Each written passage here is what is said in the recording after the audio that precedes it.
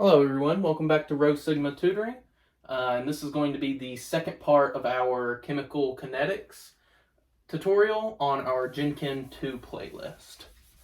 So let's go ahead and start off with what a rate law is. So let's go ahead and start off with a generic reaction. A plus B goes to C. So what we need to figure out, this is just going to be your generic rate law. So rate equals K, which is the rate constant, the concentration of our reactants, so the concentration of A, to a power that we don't know yet, and then concentration of B, and then to the power of that we don't know yet.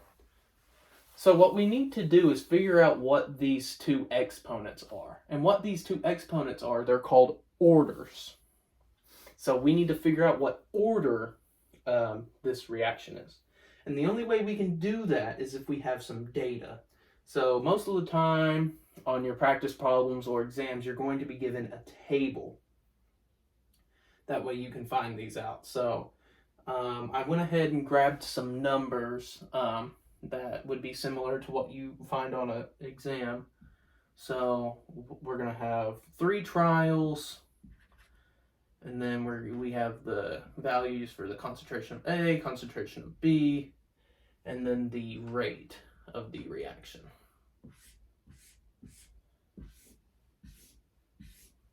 Okay, so for this one it was 0.1, 0.1, 0.2, 0.1, 0.3, 0.3, 0.01, 0.03, 0.12.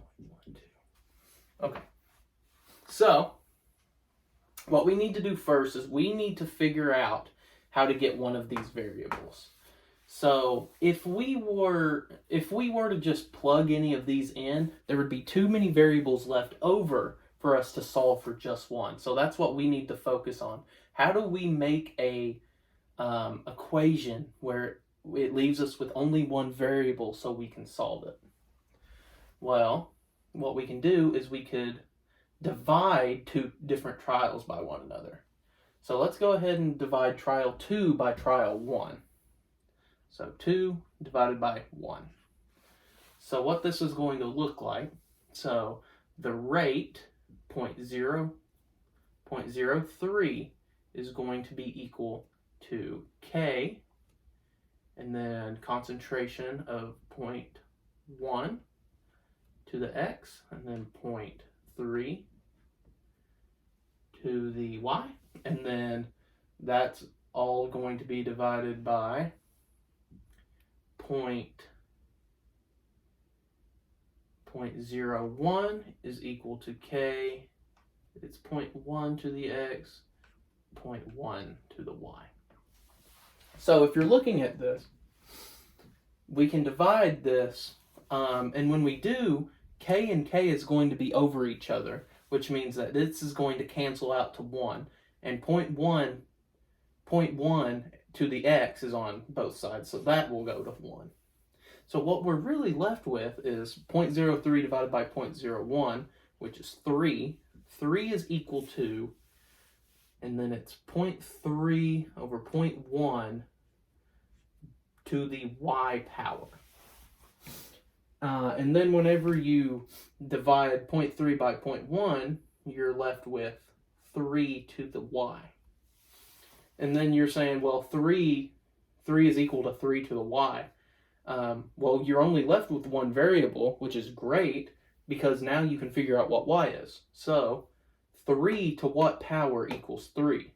Well, it's going to be 1, because if you times 3 by itself one time, you're going to get 3. So Y equals 1. So now that we know that Y is 1, we need to figure out what X is. So let's go ahead and divide 3 by 2. So 3 divided by 2. So 3 is 0.12 equals K 0.2 X, and then it is going to be 0.3. And then we don't have to put Y here because we know that Y is 1. and then 0.03 equals k, 0.1x, and then 0.3. So we need to look and see what cancels here. So k is going to cancel, and then 0.3 is going to cancel.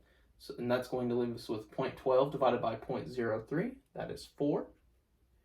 And that is equal to 0.2 over 0.1 to the x. 0.2 divided by 0.1 is 2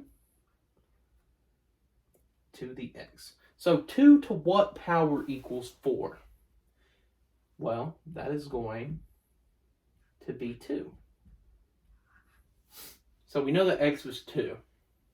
So now we can plug these two values in back up here to our original rate. So we know that the variables are 2, and then there's, if you ever see a concentration of B or a concentration of anything and you don't see a variable, there's an implied 1 there. Also, if we would have found that either of these would have been a 0, then we would completely erase that part of the, we would completely erase that reactant. So now that we know that this is our rate law, we can solve for our rate constant k. And what we would do there is we would just plug in any of the values from any trial. So to keep it simple, let's just pick trial 1. So the rate is 0.01, and that's equal to k, concentration of 0.1 squared, times 0.1. So let's just go ahead and divide this, that way k is by itself. So k is equal to 0.01, and then it is going to be 0.1 to the third. Let's get our calculator out here. 0.01 divided by 0.1 to the third. And we get 10. Perfect. So you may ask, well, we have k, but what are the units of k? Well, a great way to figure that out is just by solving for the units. And this is going to work for this unit and for any units that you need to find the units of k. And it's just a helpful thing to know in general. So the units for rate are going to be molarity over seconds, and that is equal to the units of k, which we don't know yet. So let's just put that with a question mark, multiplied by the molarity of A, and that's squared, and then molarity of B. So what we need to do is make it to where the question mark is by itself. So we would do that by m over s, and then we are going to have a 1m3 here. And what we can do is we can just cancel. So that's going to cancel, and one of these are going to cancel. So the units for k here are going to be 1 over molarity squared over seconds. Or another way of writing this is m negative 2 s negative 1. So that would be the units of k. So let's just go ahead and plug that down here. And just like that, we have the rate law for this question. So nothing too complicated. We just need to dumb it down, and we need to realize that this is what we're looking for, and we need to find our orders, which is the exponents in our over top of our concentrations, and then we need to figure out what k is, And then once we have the order of our reaction and our rate constant K, then we're in good shape. Another good thing to note here is that if I were to ask you what the overall reaction rate, the overall reaction order for this reaction, what you would need to do is you would need to add up your partial orders. So we would have 2 plus 1. So this is a third order reaction. Now, if I were to ask you what the reaction order with respect to reactant A, then the answer would just be 2. Likewise, if I asked you for the reaction order with respect to B, it would be 1.